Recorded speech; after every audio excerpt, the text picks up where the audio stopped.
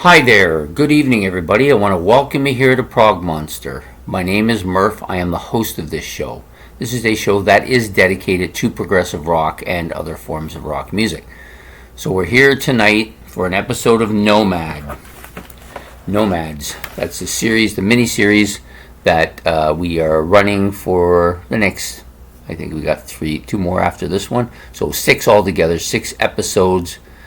This is a series that Ben had the idea for. We talked about it, and he gave me a bunch of people. I took 3 of the people he gave me, added 3 of my own, and picked. So we got 6 different people who fit this category. So basically, this is about people who've played in a lot of different situations. Some of them with bands, most of them with bands. Some of them doing solo stuff. Some doing session stuff, some playing in multiple bands. Yeah, and in this case, today's participant in this episode has played in multiple bands and done all of the stuff I said, and I think he's one of the most prolific music players and session musicians of all time. We're talking about Led Zeppelin's Jimmy Page, of course, legendary guitar player. At times, many people consider him the best of all time. At other times, maybe he's not the best of all time. But he's definitely one of the better guitar players. To me, I think of him as a riff god.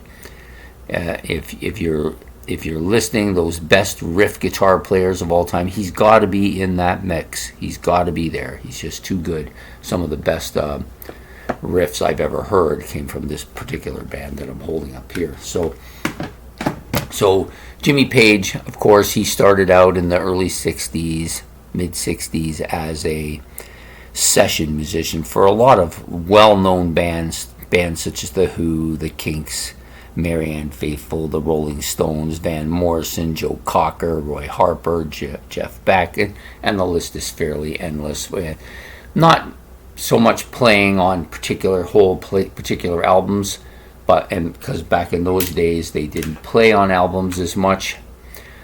There were albums, but there was a lot of single stuff or songs. So he would play guitar for this person, that person. Not all of his stuff got used, and a lot of it, he doesn't even remember 100% what he did, because he was doing sometimes 3 sessions a day, sometimes 12, 14 a week, 15 a week, all kinds of different stuff going on. So it's pretty hard for a person to keep track of all that. But he did play with a lot of different people.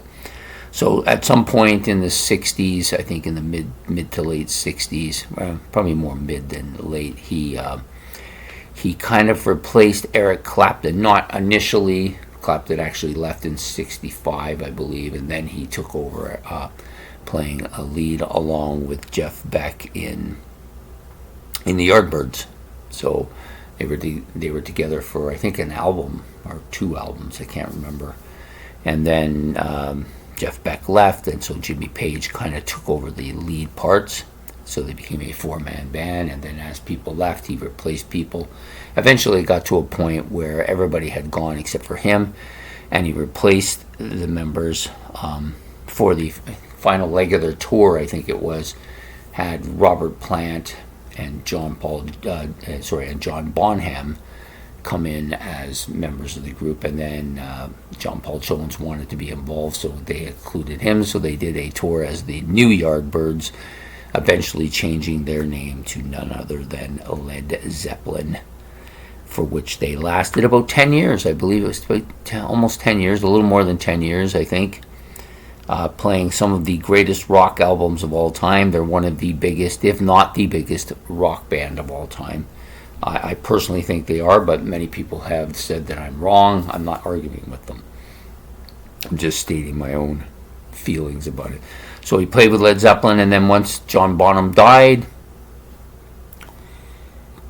the band broke up, and he went on to do a lot of different stuff. First with The Firm, and also with the Honey Drippers, playing on stuff for them.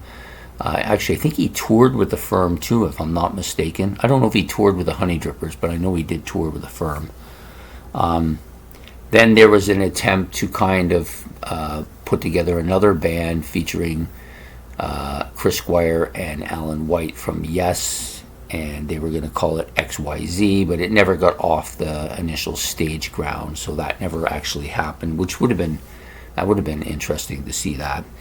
And then he did he did a couple of collaborations, one with David Coverdale of Whitesnake and Deep Purple fame, and with Robert Plant, his former vocalist in Led Zeppelin.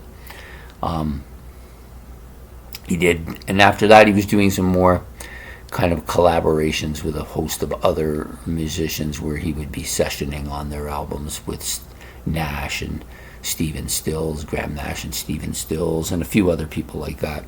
But so he's been fairly well traveled, and I think the reason for his session musicianship and the reason why he did so well in that field and so many people wanted him was because of his ability to put together these absolutely crushing riffs. He was a riff master of extraordinary ability.